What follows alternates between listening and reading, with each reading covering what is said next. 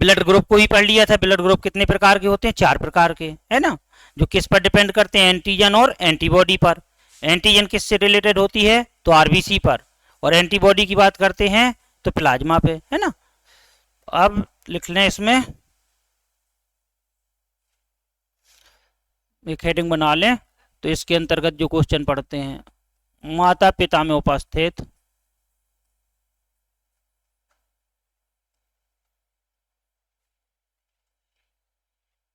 रक्त वर्ग के आधार पर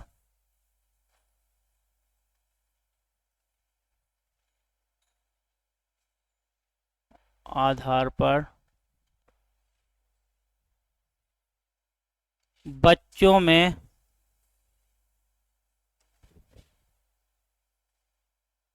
संभावित, ठीक है, अथवा असंभावित रक्त वर्ग,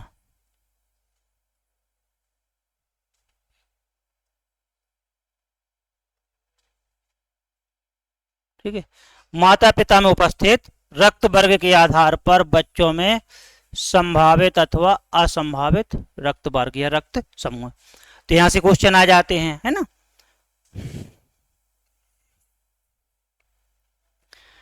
तो माता पिता में उपस्थित, है ना, तो इसमें हम देखते हैं कि यदि माता पिता में रक्त वर्ग कोई है तो बच्चों में क्या होगा, संभावना किस रक्त वर्ग की व्यक्त होगी। तो इस प्रकार से क्वेश्चन आते हैं, है ना। तो इस प्रकार से कॉलम बना सकते हैं, है ना। माता पिता का रक्त वर्ग,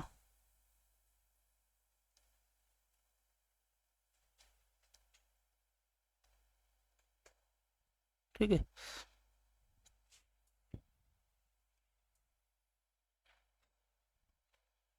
बच्चों में संभावित रक्त वर्ग,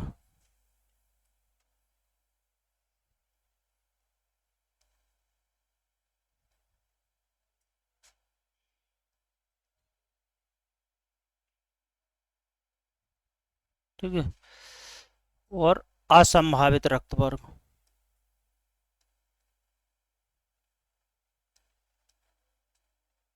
रक्त वर्ग, ठीक है, असंभावित रक्त वर्ग। तो समझना है, इसको रटना नहीं है बिल्कुल, है ना। यहां से आपके क्वेश्चन आएंगे कि संभावना किसकी व्यक्त की जाएगी, है ना।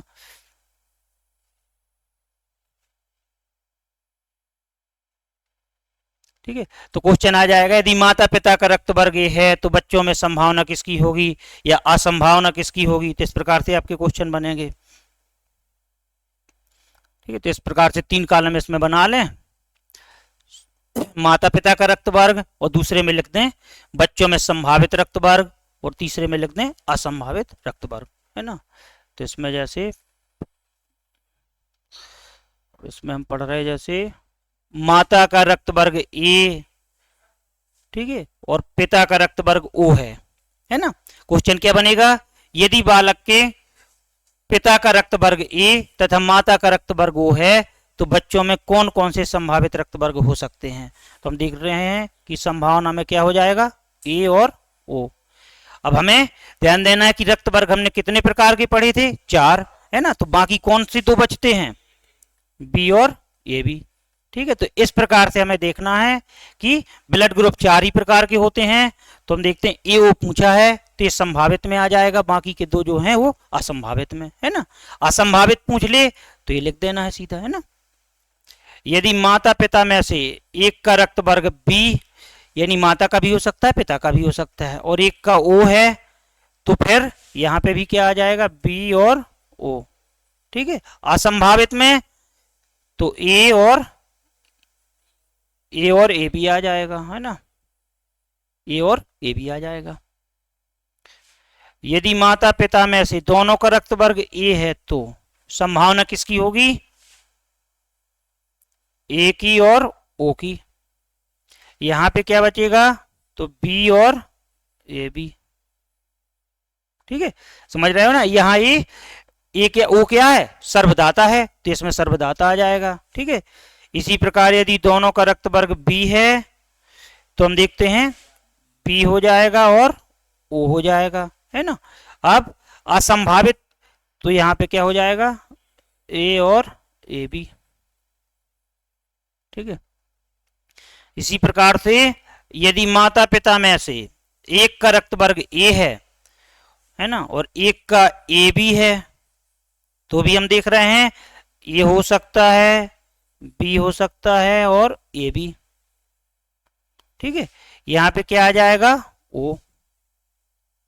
यदि एक का बी है और एक का ए बी है, तो भी हम देखते हैं बी, ठीक है, ए और ए बी, ये हो जाएगी संभावित रक्त वर्ग, और यहां क्या हो जाएगा, ओ हो जाएगा, है ना, क्योंकि सर्वदाता और सर्वग्राही एक साथ नहीं आ सकते, है ना। अब यहां दोनों का यदि ए बी है, यदि माता पिता दोनों सर्वग्राही प्रवृत्ति के हैं, है ना, यूनिवर्सल रेसिपीटर, तो बच्चों में ए बी यहां क्या हो जाएगा, ओ, है ना। तो आप देख रहे हैं इन तीन सिचुएशन में यहां लगभग सेम आ रहा है ना, चाहे ए बी की बात करें, ए और ए बी की बात करें, बी और ए बी की बात करें, है ना, ए बी और ए बी की बात करें, तो यहाँ पे हम देखते हैं क्या हो जाएगा, असंभावित रक्त वर्ग में क्या आ जाएगा, ओ, है ना। तो आप देख रहे हो कि तीनों में यहाँ पे क्या आया, ओ, है ना। तो यहाँ से इस प्रकार से क्वेश्चन आएंगे।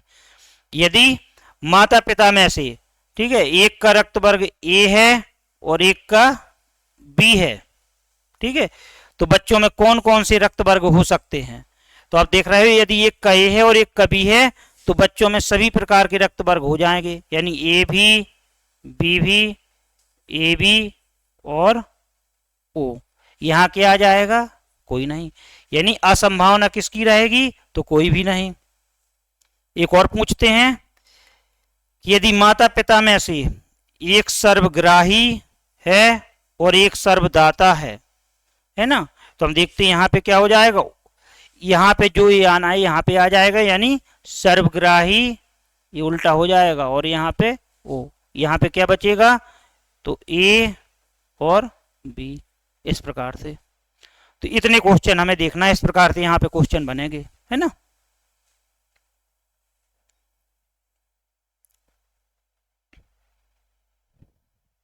क्वेश्चन को कितना भी बड़ा कर दें, हमें ये समझना है कि रक्त वर्ग कितने प्रकार के होते हैं, 4 प्रकार के, है ना, और कौन कौन से, तो ए बी और ओ, है ना। तो इसी पर पूरा क्वेश्चन टिकेगा। तो यदि क्वेश्चन यदि आता है कि राहुल के माता पिता में से राहुल की माता का रक्त वर्ग ए और राहुल के पिता का रक्त वर्ग ओ है, तो राहुल में कौन कौन से रक्त वर्ग उपस्थित हो सकते हैं, तो हमें ये देखना है ए और ओ, है ना। अब यदि नहीं हो सकते हैं तो फिर बाकी के दो जो बचते हैं वो असंभावित में आ जाएंगे, है ना। बस ये देखना है, दो सिचुएशन जो होती हैं, तो यहाँ पे यहाँ से क्वेश्चन ज्यादा आते हैं। यदि माता पिता में से एक का रक्त वर्ग ए और एक का बी है, तो बच्चों में कौन कौन से रक्त वर्ग उपस्थित हो सकते हैं, तो सभी प्रकार के हो जाएंगे, ए भी हो सकता है, बी भी हो सकता है, ए बी और ओ। यदि माता पिता में से एक सर्वग्राही है, यूनिवर्सल रेसिपीटर है, और एक हम देखते हैं यूनिवर्सल डोनर है, तो बच्चों में कौन कौन से, तो अपोजिट हो जाएगा, क्योंकि ये दोनों एक साथ नहीं आ सकते, तो इस प्रकार से, है ना, बन जाएगा ना। तो यहां से क्वेश्चन ज्यादा आते हैं इस वाले चैप्टर में, है ना। जनरली तो अब देखिए सबको ही बता देगा कि ब्लड ग्रुप कितने प्रकार के होते हैं, 4 प्रकार के, है ना। कहां पे, यहाँ पे, यहाँ पे वो है ना, यहाँ पे नहीं, दोनों वो नहीं हो सकते, दोनों वो कहां से हो जाएंगे, दोनों वो नहीं होंगे, है ना। इसीलिए तो एक रोग पूछ लेते हैं, जैसे कि शादी के समय यदि पिता RH पॉजिटिव है और माता RH नेगेटिव है ना, तो एक रोग होता है डिसीज एरिथ्रोब्लास्टोसिस, है ना, यानी जिसमें बच्चे के मरने की संभावना अधिक हो जाती है। तो इसीलिए हम देखते हैं ब्लड ग्रुप देखते हैं ना, कि पॉजिटिव वाले का देखते हैं, नेगेटिव वाले का, है ना। तो इसलिए वो बीमारी आ जाती है, क्योंकि रक्त वर्ग 4 प्रकार के होते हैं, और उसी के अकॉर्डिंग जब ब्लड ग्रुप की चेक करवाते हैं तो हम देखते हैं जिनमें RH फैक्टर पाया जाता है उनको पॉजिटिव बोल देते हैं, और जिनमें नहीं पाया जाता RH नेगेटिव। इसीलिए देते समय या लेते समय इनका ख्याल रखते हैं कि पॉजिटिव है या नेगेटिव, है ना। और दुनिया की बात करते हैं तो विश्व में हम देखते हैं पॉजिटिव रक्त वाले ज्यादा होते हैं, है ना। बताते हैं कि एक अध्ययन के अनुसार लगभग 85% लोग RH पॉजिटिव होते हैं, और जो 15% होते हैं वो RH नेगेटिव होते हैं। और अपने इंडिया की बात करें तो इंडिया में लगभग 97% जो आर एच पॉजिटिव होते हैं और 3% जो होते हैं आर एच निगेटिव होते हैं, है ना। ठीक है, तो इसको देख लेना। तो ब्लड का चैप्टर हमने कंप्लीट कर लिया, बन जाएगा ना। रटना बिल्कुल नहीं है, देखिए इस प्रकार से आपके क्वेश्चन आएंगे। कभी कभी पूछ लेते हैं कि ब्लड ग्रुप, किस ब्लड ग्रुप को रेयर ब्लड ग्रुप के नाम से जाना जाता है ना। तो लिख सकते हो ब्लड ग्रुप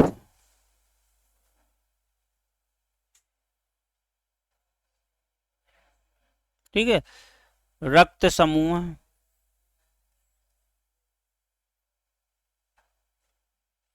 ठीक है, रक्त समूह ओ। अब ओ में भी पूछे कि कौन सा ओ, तो नेगेटिव, है ना। रक्त समूह ओ नेगेटिव को, ठीक है, रेयर ब्लड ग्रुप,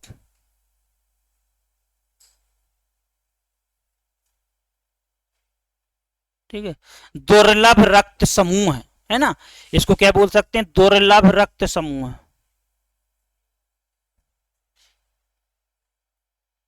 दुर्लभ जानती हूँ, जो आसानी से नहीं मिले, है ना। दुर्लभ रक्त समूह के नाम से जाना जाता है।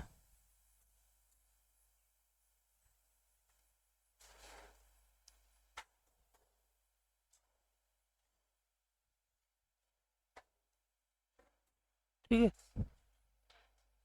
तो किस रक्त समूह को दुर्लभ ब्लड ग्रुप के नाम से, तो ओ। यदि ओ आ जाए ए भी इस प्रकार से तो ओ लिखेंगे, यदि ओ में भी पूछ रहा है कि पॉजिटिव की नेगेटिव, तो नेगेटिव को, है ना। नहीं, ओ नेगेटिव नहीं, पॉजिटिव नहीं है ना। और बताते हैं कि लगभग जो 10,000 व्यक्ति होते हैं, तो 10,000 में से एक का होता है ओ नेगेटिव, इसीलिए इसको दुर्लभ रक्त ग्रुप बोल देते हैं, है ना। विश्व में, ठीक है, लगभग 85% लोग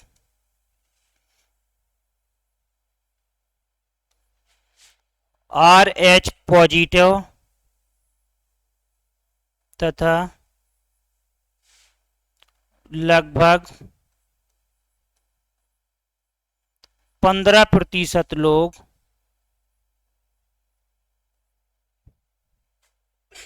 ठीक है आर एच निगेटिव होते हैं। ठीक है, तो विश्व में लगभग 85% लोग जो होते हैं तो आर एच पॉजिटिव होते हैं, जबकि 15% लोग महज आर एच निगेटिव होते हैं। भारत की बात करें, ठीक है, तो भारत में लगभग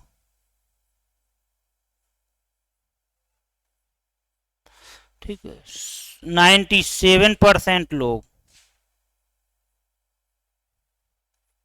ठीक है, आर एच पॉजिटिव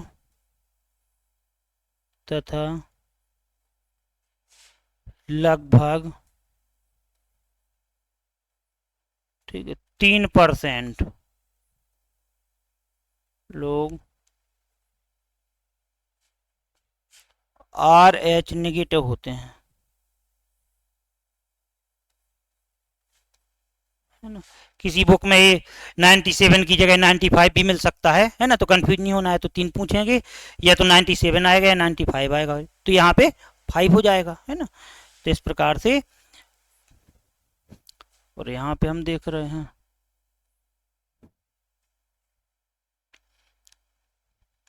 ठीक है, तो दुर्लभ ब्लड ग्रुप की बात होगी तो निगेटिव को बोलते हैं।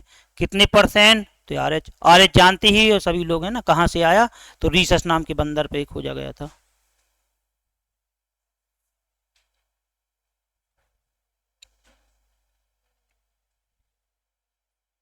ठीक है, तो हम ब्लड सर्कुलेटरी सिस्टम को पढ़ रहे थे, तो ब्लड सर्कुलेटरी सिस्टम में हमने ब्लड को कंप्लीट कर लिया, है ना। उम्मीद है कि सभी लोगों से बन जाएगा, क्वेश्चन कहीं से भी आ जाएंगे ब्लड से। ठीक है, अब हेडिंग डाल लीजिए, रक्त परिसंचरण तंत्र। ठीक है,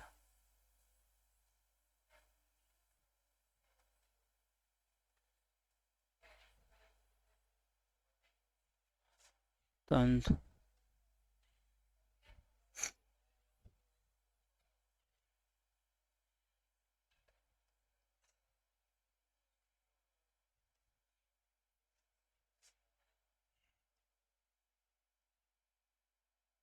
ठीक है, अब ये चैप्टर वही चल रहा है अपना, रक्त परिसंचरण तंत्र।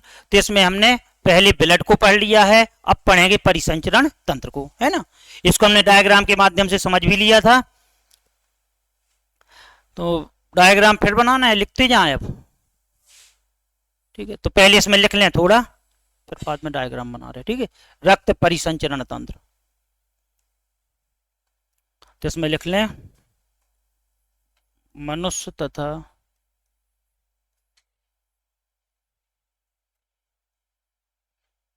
मनुष्य क्या है, वर्टिब्रेट है, इनवर्टिब्रेट है, वर्टिब्रेट है ना।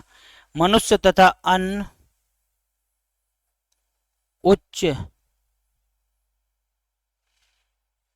जंतुओं में या उच्च कशेरुक जंतुओं में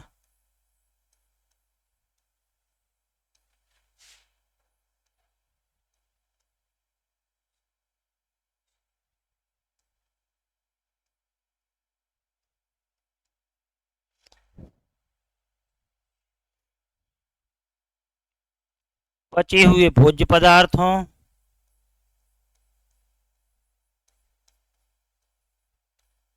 फूड मटेरियल की बात करें, डाइजेस्टिव फूड मटेरियल, पचे हुए भोज्य पदार्थों, ठीक है, तथा ऑक्सीजन को, तथा वातावरण से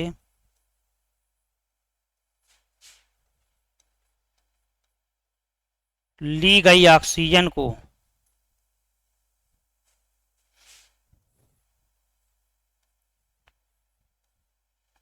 ठीक है समस्त कोशिकाओं में पहुंचाने के लिए, ठीक है, समस्त कोशिकाओं तक पहुंचाने के लिए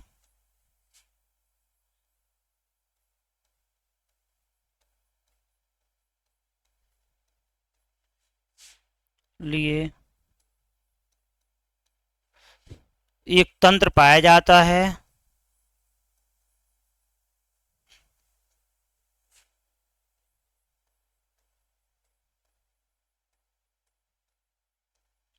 जिसे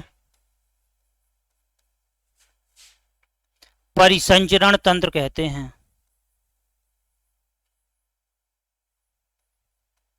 तंत्र, ठीक है, सर्कुलेटरी सिस्टम,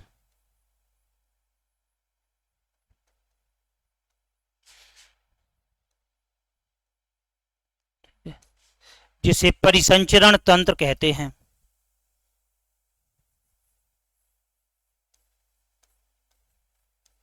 ठीक है, क्योंकि इसमें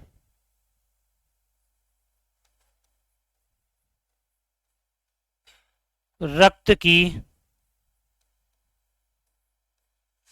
महत्वपूर्ण भूमिका होती है,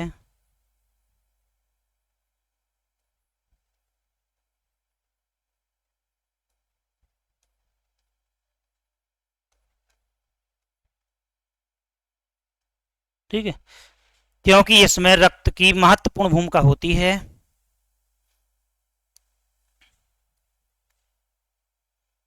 तुम पढ़ रहे हैं मनुष्य तथा अन्य उच्च कशेरुक जंतुओं में, है ना।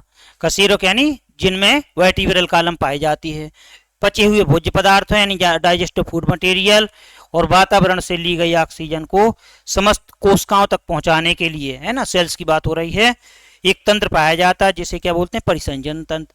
अब इसमें रोल किसका होता है, तो हम देखते हैं ब्लड का, इसीलिए इसको बोल देते हैं, ठीक है, क्योंकि इसमें रक्त की महत्वपूर्ण भूमिका होती है, इसलिए इसे,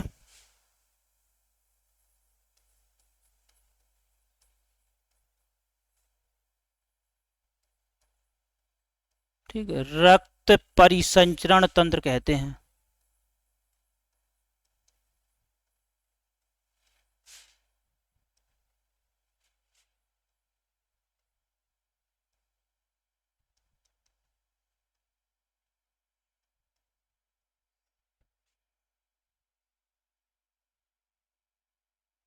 ठीक है, रक्त परिसंचरण तंत्र कहते हैं।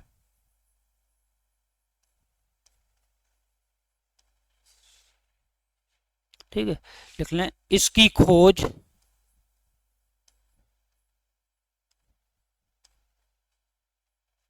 विलियम हार्वे ने की थी।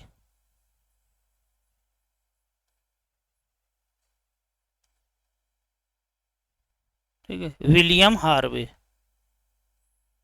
ने की थी। ठीक है, की तो थी वैसे 1628 में, लेकिन कभी भी साइंस में सन नहीं पूछते हैं, है ना, क्योंकि खोज कोई करता है, नाम कोई देता है। विलियम हार्वे ने की थी। अब यदि क्वेश्चन पूछते हैं कि विज्ञान की किस शाखा के अंतर्गत परिसंचरण तंत्र का अध्ययन किया जाता है, study of blood circulatory system या सर्कुलेटरी सिस्टम, तो एंजियोलॉजी, है ना, तो लिख सकते हैं एंजियोलॉजी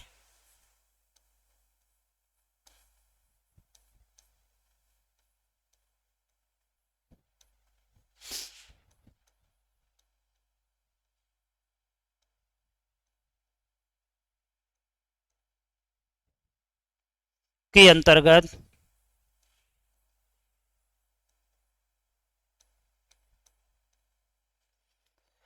ब्लड सर्कुलेटरी सिस्टम का अध्ययन किया जाता है।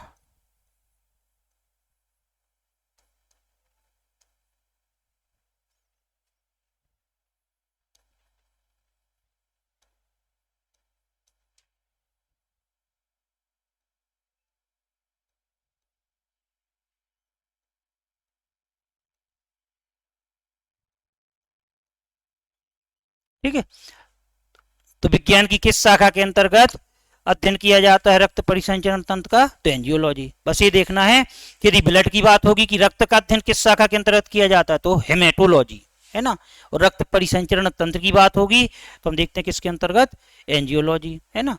खोज किसने की थी रक्त परिसंचरण तंत्र की, तो विलियम हार्वे ने, है ना। जब भी क्वेश्चन आता है आरबीसी की सप्लाई, ऑक्सीजन की सप्लाई या रक्त की सप्लाई, है ना, एक ही चीज है। अब इसको देख लें डायग्राम के थ्रू, क्योंकि अब इसमें किसका में परिसंचरण हो रहा है ये हम देखते हैं, तो हृदय के माध्यम से, है ना, तो हृदय को अब इसके बाद पढ़ लें हम। डायग्राम हमने बनाया था हृदय का, और देख सकते हैं।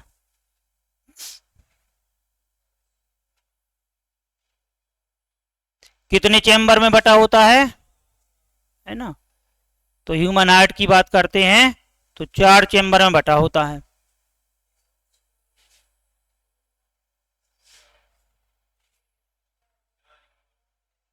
ठीक है, 4 चैम्बर में बटा होता है।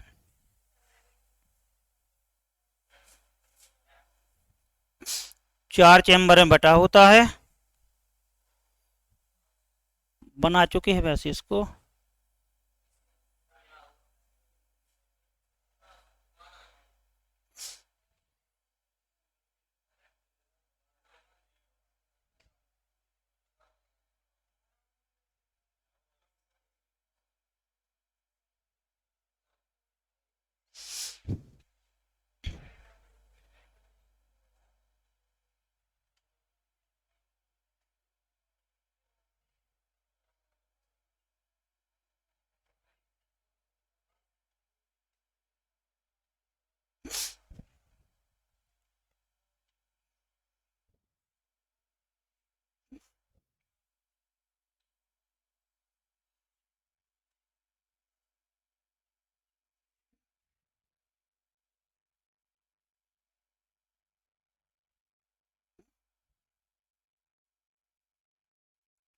देखिए सबसे पहले जो हम देखते हैं,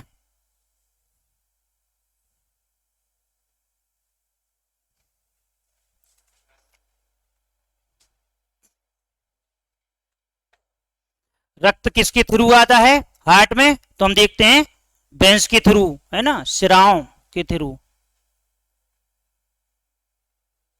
है ना। तो सबसे पहले हम देखते हैं शिराओं के थ्रू, हम देखते हैं रक्त किस में आता है, हृदय में, और हृदय के कौन सी भाग में आता है, तो दाएं।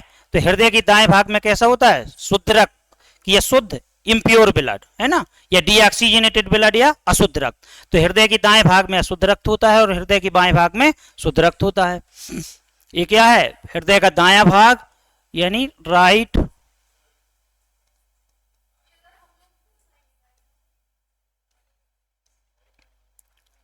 ऑरिकल, ठीक है, दाया आलिंद,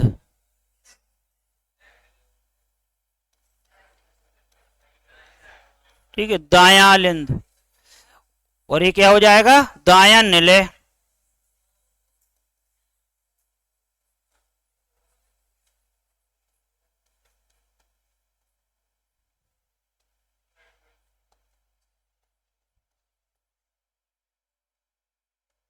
ठीक है।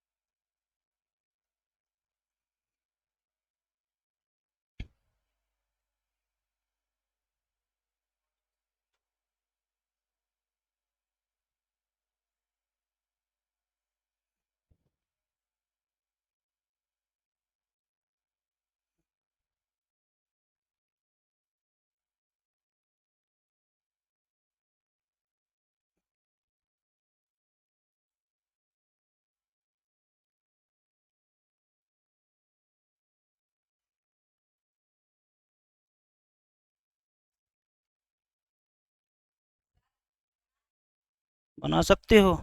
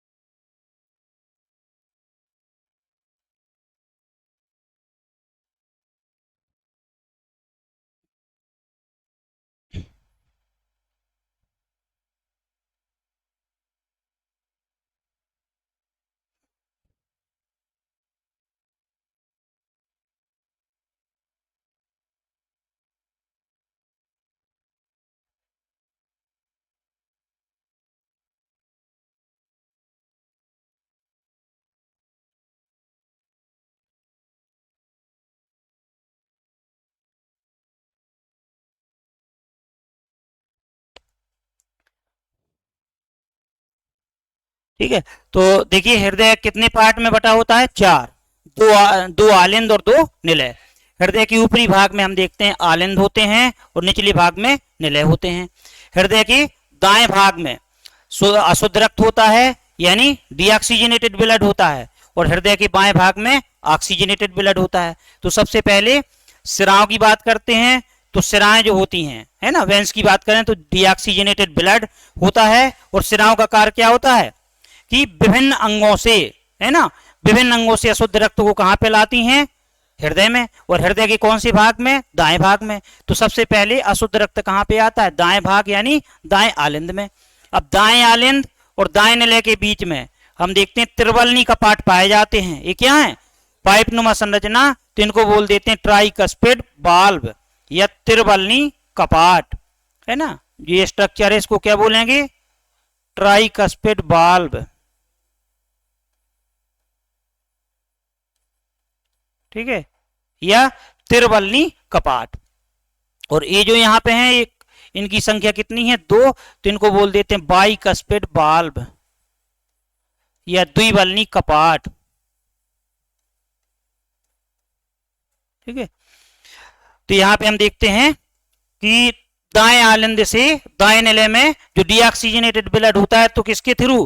ट्राइकस्पिड वाल्व के थ्रू कहां पे आ जाता है? दाएं निलय में आ जाता है। अब दाएं निलय में हम देखते हैं क्या होती है? ये पल्मोनरी धमनी होती है। तो पल्मोनरी धमनी क्या करती है? पल्मोनरी धमनी सभी धमनियों में ऑक्सीजनेटेड ब्लड होता है, ऐसी कौन सी धमनी है जिसमें डीऑक्सीजनेटेड ब्लड होता है? तो पल्मोनरी धमनी। तो पल्मोनरी धमनी क्या करती है कि अशुद्ध रक्त को कहां पे ले जाती है? फेफड़ों में। और फेफड़ों में क्या होता है? फेफड़ों का कार्य क्या होता है? एक्सचेंज ऑफ गैसेस, गैसों का विनिमय होता है। तो फेफड़ों में जाता है तो ऑक्सीजन मिल जाती है और रक्त कैसा हो जाता है? ऑक्सीजनेटेड, या उसी को बोल देते हैं शुद्ध रक्त। तो ऑक्सीजनेटेड ब्लड को फेफड़ों से हम देखते हैं हृदय के बाएं भाग यानी बाएं आलिंद में ले जाने का कार्य किसके द्वारा किया जाता है? पल्मोनरी सिरा के द्वारा। सभी सिराओं में अशुद्ध रक्त होता है, ऐसी कौन सी सिरा होती है जिसमें शुद्ध रक्त होता है? तो पल्मोनरी सिरा, है ना। फिर बाएं आलिंद में यानी बाएं भाग में शुद्ध रक्त आ गया, फिर बाएं आलिंद से बाएं नले में किसके द्वारा जाता है? तो बाइकस्पिड वाल्व के द्वारा।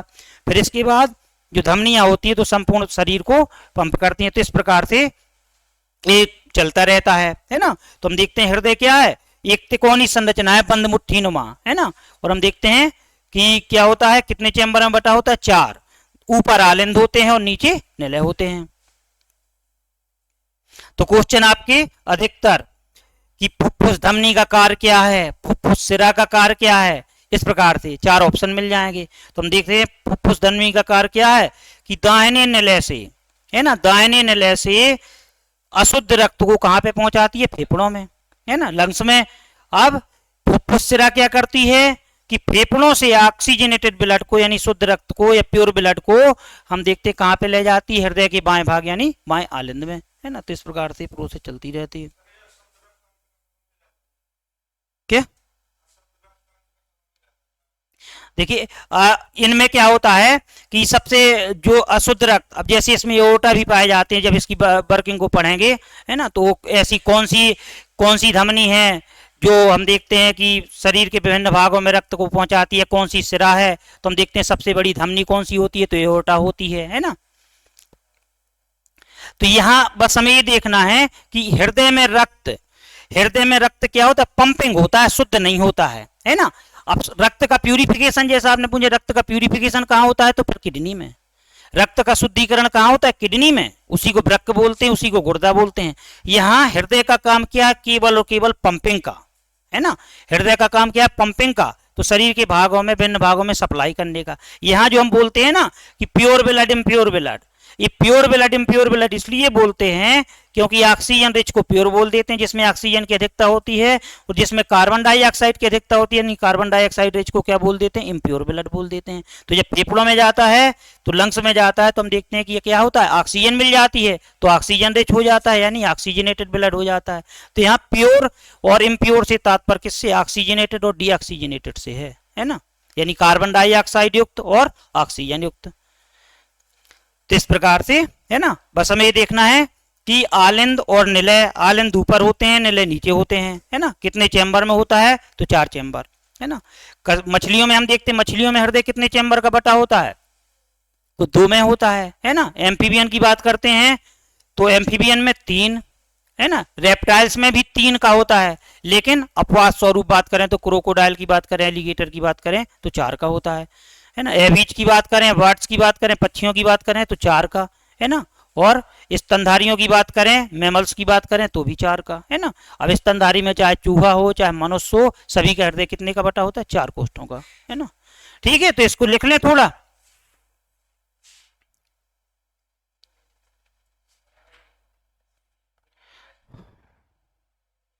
लिखिए, मनुष्य में, या रुको,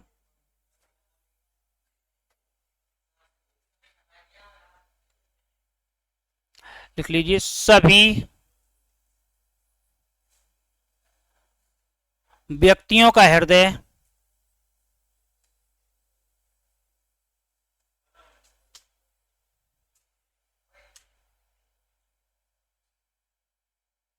ठीक है लगभग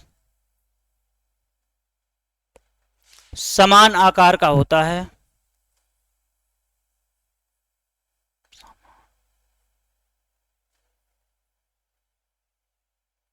ठीक है, आकार का होता है।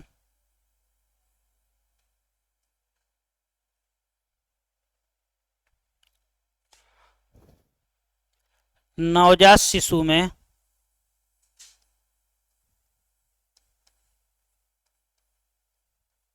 ठीक है। नवजात शिशु की बात करें यानी जैसे ही बच्चा जन्म लेता है, इन्फेंट चाइल्ड बोल सकते हैं।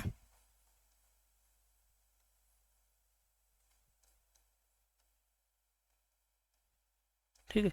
नवजात शिशु में हृदय का भार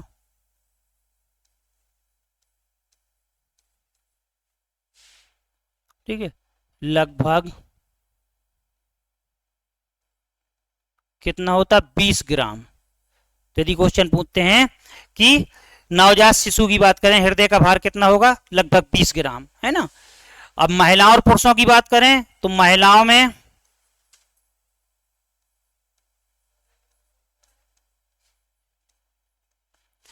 तो इनमें होता है 240 से 280 ग्राम। ठीक है। पुरुषों में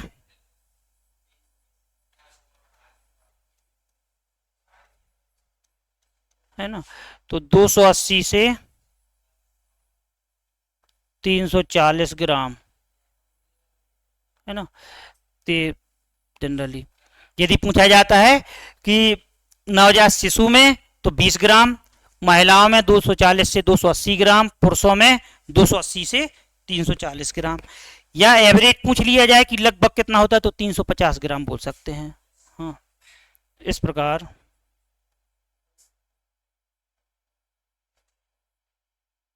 मनुष्य में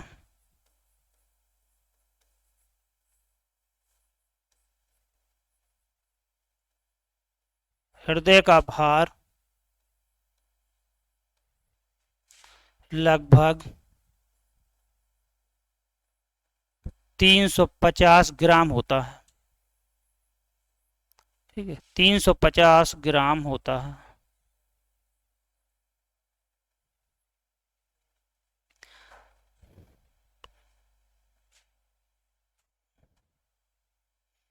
हृदय वक्ष गुहा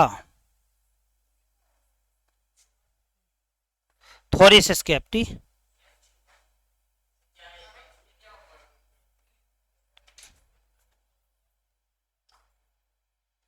थोरिसिस कैप्टी क्या है, देखिए जो यहाँ डायफ्राम के ऊपर जो हम देखते हैं पार्ट होता है बॉडी में तो उसको बोलते हैं थोरिसिस कैप्टी या बच्च गुहा। और जो डायफ्राम से नीचे का भाग होता है एलिमेंट्री कैनाल जिसमें लीवर आ जाते हैं, है ना, और स्टोमक आ जाता है, तो ये सब क्या है, ये क्या हो जाएगा एब्डोमिनल कैप्टी यानी उदर गुहा। बच्च डायफ्राम से ऊपर का भाग। हाँ, और डायफ्राम के ऊपर कौन कौन से भाग होते हैं तो फेफड़े होते हैं और हृदय होते हैं, है ना। तो हृदय कौन सी कैप्टी में होता है, थोरिसिस कैप्टी में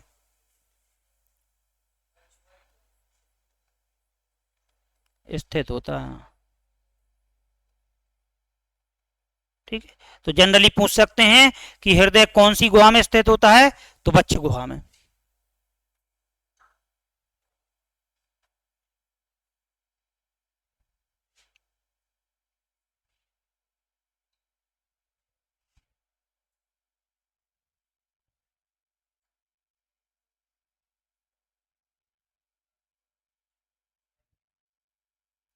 मनुष्य में देखिए मनुष्य की बात करें या एक वयस्क व्यक्ति की बात करें, है ना, एक ही चीज है। मनुष्य में प्रति मिनट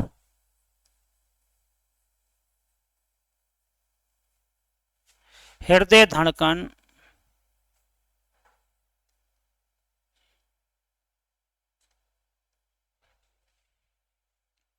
लगभग 72 होती है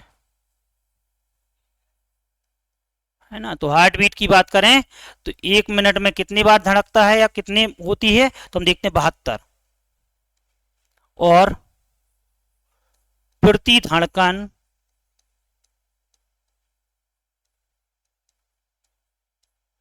ठीक है लगभग 70 ml रक्त पंप किया जाता है।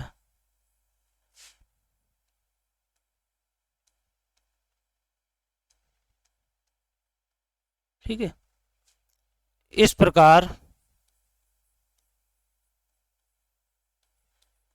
हृदय के द्वारा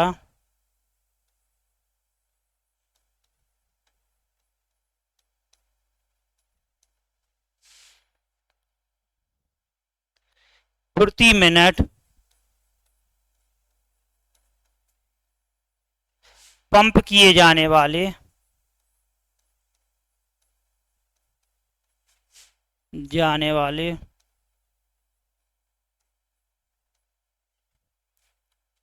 रक्त की मात्रा, यानी हृदय के द्वारा 1 मिनट में कितना रक्त पंप किया जाता है, तुमने बताया था। अब 1 मिनट में हृदय धड़कन कितनी होती है, 72 टाइम्स, है ना। और यहाँ कितने मिली, तो 70। तो जब इसका मल्टीप्लाई करते हैं तो हम देखते हैं कितना आ जाता है। अभी क्या है, एमएल में है, तो एमएल या लगभग कितने लीटर आ जाएगा, है ना। तो 5.4 लिख सकते हैं, ये लगभग 5 लीटर लिख देते हैं।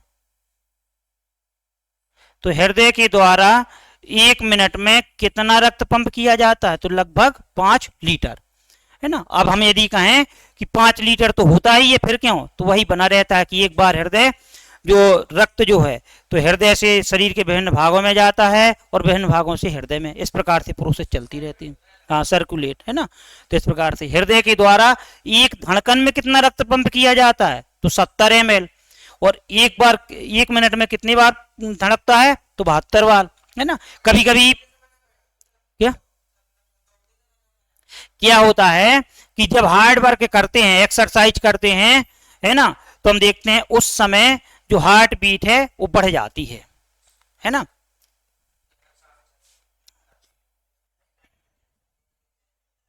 और हृदय क्या है, हमारे शरीर का सबसे व्यस्त अंग है ना। यदि आ जाए हमारे शरीर का सबसे व्यस्त अंग क्या है, तो हृदय, है ना।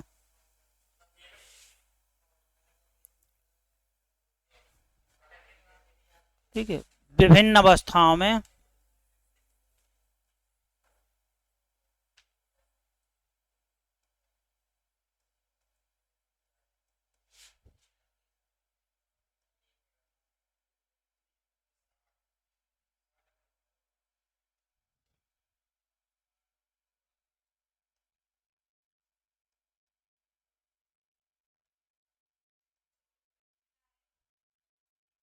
शेषो अवस्था,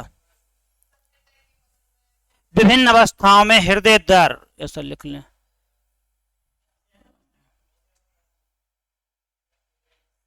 हृदय दर, ठीक है। हार्ट रेट, भ्रूणावस्था, जैसे इसमें देखें,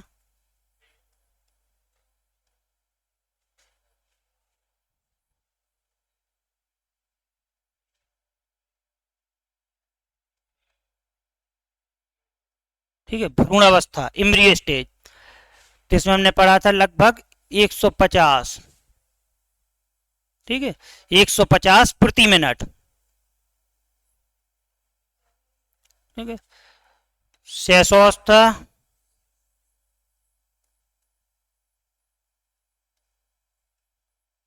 या बाल्यावस्था की बात करें,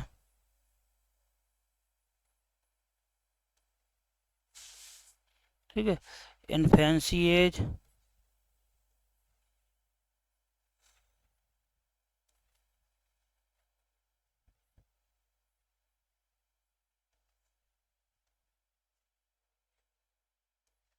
शेषावस्था बाल्यावस्था की बात करें तो इसमें हो जाएगा 120 से 140, ठीक है, पर मिनट।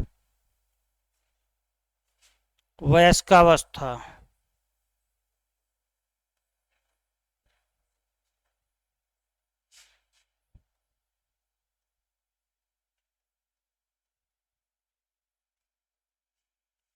तो इसमें 72, ठीक है। वृद्धावस्था,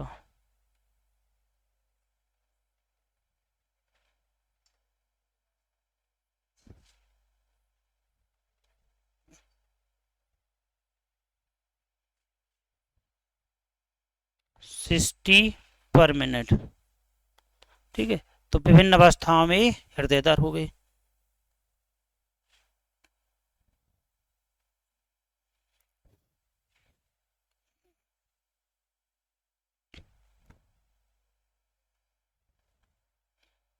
बस ये हृदय दर लिख रहे हैं, ये देखना है। कभी कभी एग्जाम में पूछ लेता है श्वसन दर, रेस्पिरेटरी रेट तो अलग है, 12 से 15 बार, है ना, और ये क्या है 72 बार, 72 टाइम्स।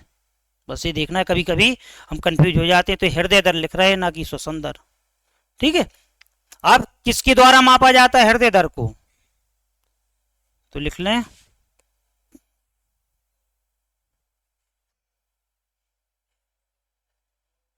हृदय दर को रेडियल धमनी,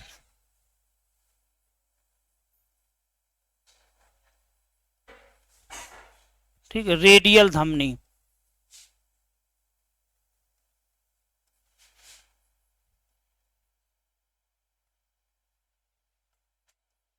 के द्वारा मापा जाता है, मेजर किया जाता है।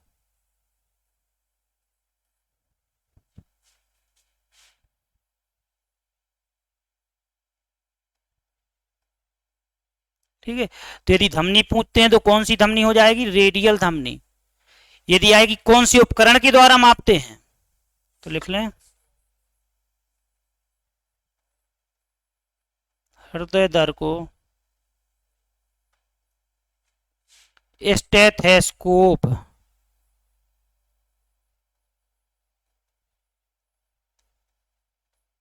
ठीक है, उपकरण के द्वारा मापा जाता है।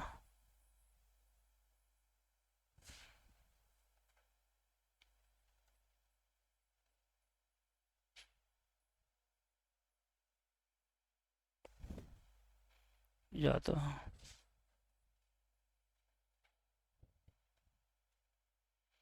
ठीक है,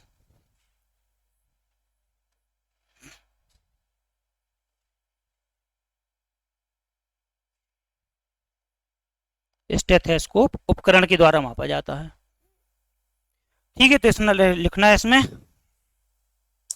ये वाला चैप्टर अब कंप्लीट हो गया हमारा।